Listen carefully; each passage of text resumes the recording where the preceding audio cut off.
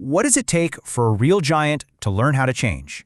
Today, we're diving into the story of Ford Motor Company, a titan that literally built the modern world and then had to tear down its own rulebook just to survive. You know the slogan, right? Built Ford Tough. It brings up images of these massive, powerful trucks, just pure unyielding strength. But what if that very thing, that rigidity, was what almost brought the entire company to its knees? What if real toughness is something completely different? To really understand how close Ford came to collapse, we have to go all the way back to the beginning.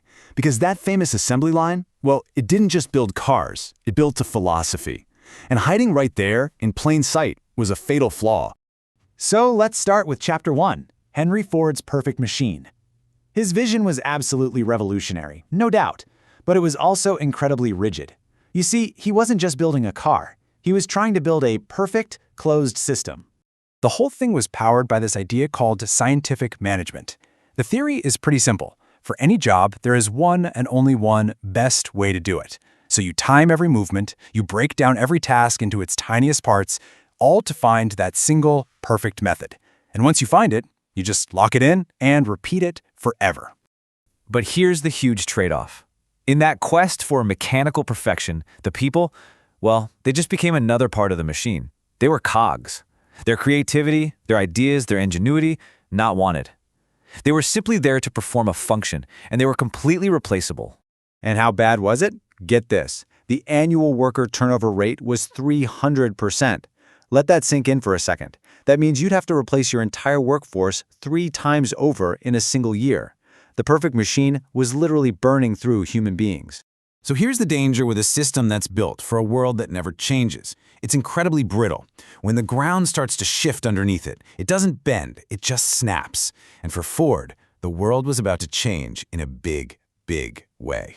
Now, this wasn't some overnight collapse. It was more like a slow, grinding decline that lasted for decades. In the 50s, you have global competitors showing up with variety and style, and Ford is just stuck in its old ways. Then in the 80s, they have this massive hit with the Ford Taurus. But here's the crazy part. They couldn't figure out why it worked. They couldn't repeat it, because the company itself had forgotten how to learn. But you know, just as the engine was about to die for good, a new set of blueprints showed up. A totally radical idea that promised to rebuild Ford not as a machine, but as something way more resilient, something like a living organism. This new idea came from a management guru named Peter Senge, and his vision was a total 180. He imagined an organization where the point wasn't just top-down control, but where people could constantly grow and create. The goal wasn't just efficiency anymore, it was unlocking human potential. So what exactly is a learning organization? Well, think of it like a championship sports team.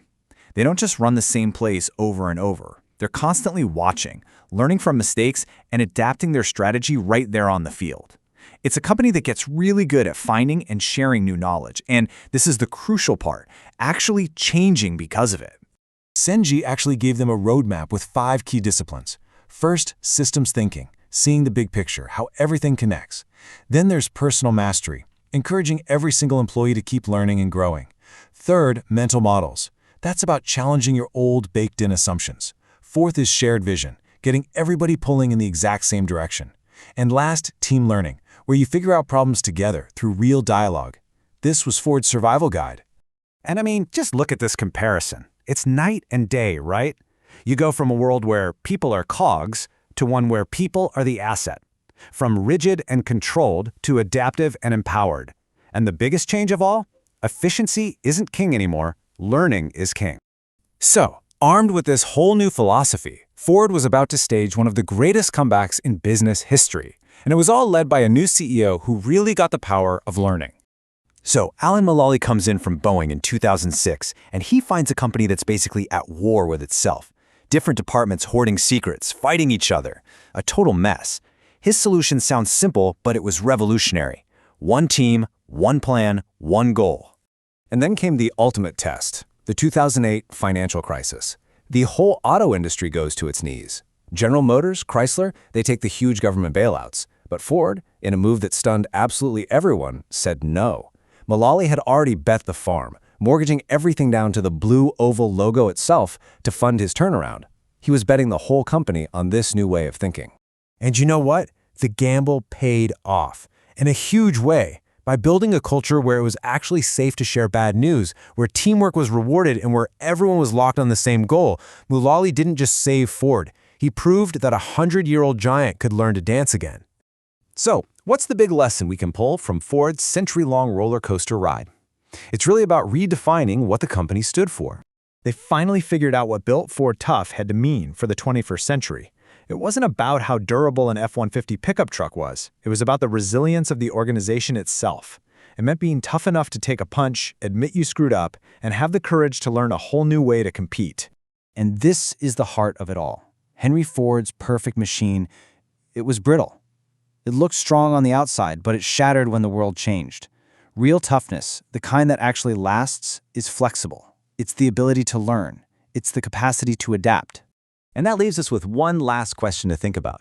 In a world that's constantly in flux, maybe trying to build something that's perfect and permanent is just a recipe for failure. So the most important question isn't whether we're built to last, it's whether we're built to learn.